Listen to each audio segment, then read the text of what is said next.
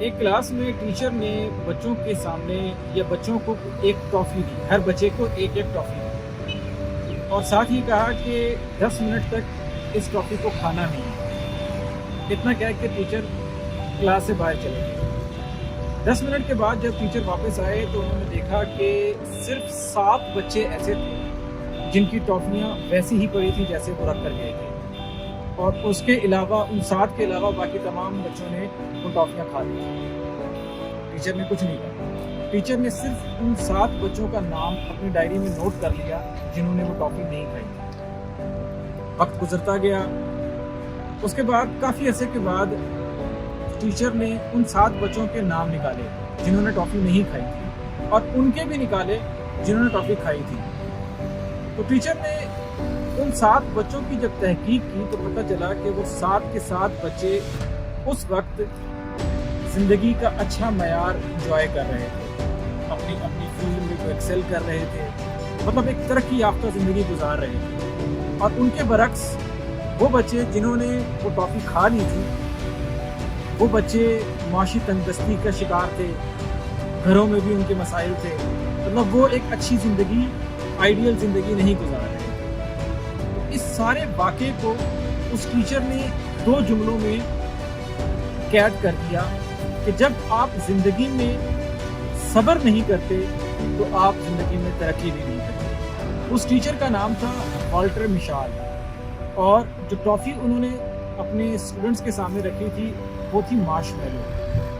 مارش میلو آج کے بچے جانتے ہوں گے تو نرم سی ہوتی ہے، تو اس تھیری کو بھی انہوں نے مارش میلو تھیری کا نام دیا۔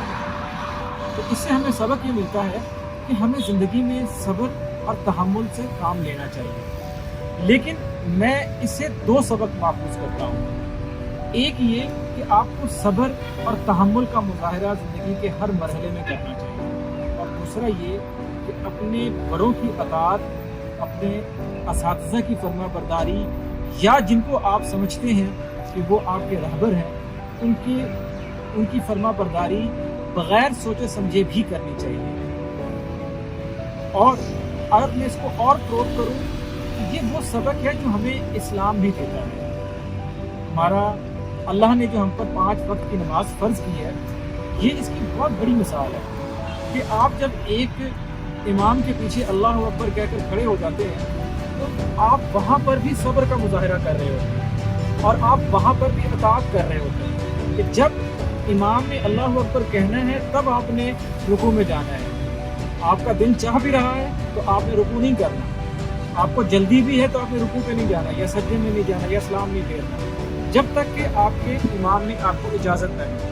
تو اطاعت، امام کی اطاعت ہو گئی، اور صبر کہ آپ کا دل چاہ بھی رہا ہے تو آپ اپنے دل کی نہیں مان رہے، آپ اس کی مان رہے ہیں جو آگے جس کو آپ نے اپنا امام بنایا ہے۔ تو اگر یہ 2 اصول بھی ہم اپنی زندگی میں اپنا لیں تو ہمیں کامیاب ہونے سے کوئی نہیں روک سکتا۔